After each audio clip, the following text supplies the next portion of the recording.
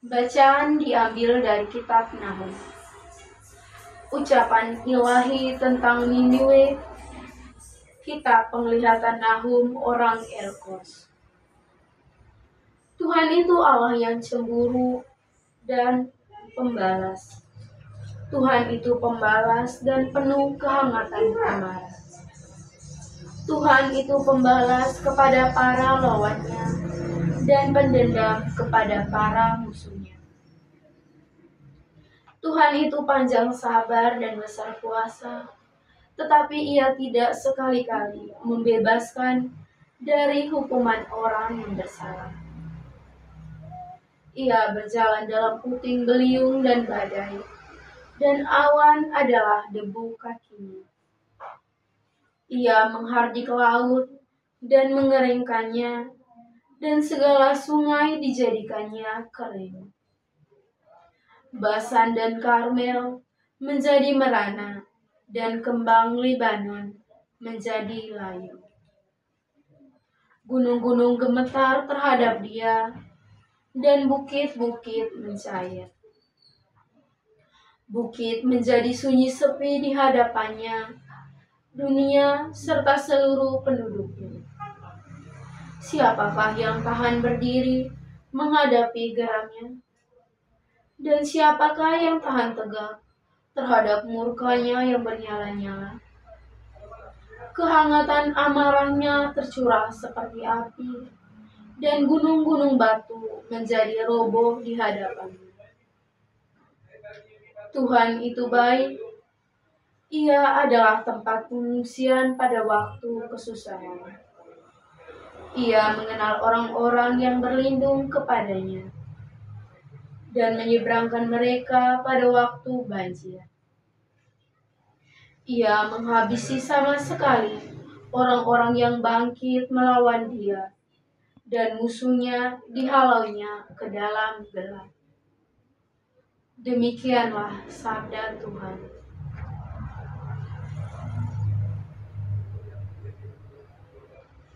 Dari kitab Nahum, kita mengetahui bahwa Niniwe sedang dalam masalah dengan Tuhan. Meskipun Nabi Yunus yang enggan melakukan pekerjaan baik, Niniwe telah kembali ke jalan yang jahat. Orang Niniwe telah menindas negara lain, menyembah berhala, dan melakukan tindakan kekejaman. Allah melihat kejahatan ini, dan melalui perkataan Nahum, Dia berbicara tentang kehancuran Niniwe yang akan datang, dengan menggunakan kata-kata seperti murka dan pembalasan. Niniwe akan menghadapi penghakiman. Mengapa Nabi Allah memberitahu orang-orang Yehuda tentang hal ini? Bagaimana kata-kata Nahum yang menakutkan dapat membantu mereka yang tinggal di tanah perjanjian? Ada bantuan untuk menjawab pertanyaan-pertanyaan tersebut dalam Nahum bab 1 ayat 7-8. Nubuatnya tentang kehancuran orang-orang yang menolak Tuhan sangat kontras dengan janji Tuhan kepada mereka yang percaya kepadanya. Orang-orang saleh daripada menghadapi penghakiman akan dirawat. Mereka akan memiliki perlindungan di dalam Dia. Tuhan tidak berat sebelah. Dia menyediakan perlindungan, pertolongan, dan penghiburan bagi mereka yang percaya kepadanya, dan Dia juga memberikan penghakiman terhadap mereka yang menaati standarnya. Pesan bagi kita sama seperti yang disampaikan kepada Yudas. Melalui kepercayaan dan ketaatan, kita dapat menikmati penghiburan dari perlindungan Allah, bahkan di saat-saat sulit. Hai orang percaya, Tuhanmu cemburu akan cintamu. Apakah Dia memilihmu? maka dia tidak tahan jika kau memilih yang lain. Apakah dia membelimu dengan darahnya sendiri? Maka dia tidak tahan jika kau berpikir bahwa kau milikmu atau milik dunia ini. Dia mencintaimu dengan cinta yang begitu besar, sehingga dia lebih baik mati daripada kau binasa. Dia tidak tahan dengan apapun yang menghalanginya dan cinta hati. Dia cemburu akan kepercayaanmu. Dia tidak akan membiarkanmu percaya pada tangan manusia. Dia tidak tahan melihatmu menggali kolam yang bocor dan tidak dapat menampung air.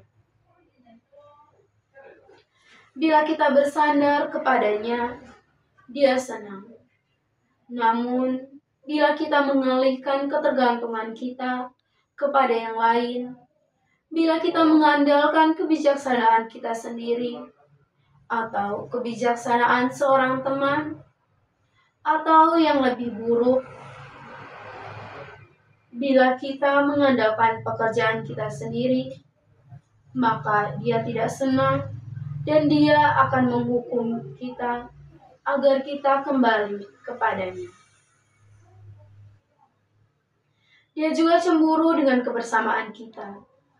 Tidak seharusnya ada seorang pun yang kita ajak bicara sebanyak Yesus. Tinggal di dalam Dia saja adalah kasih sejati.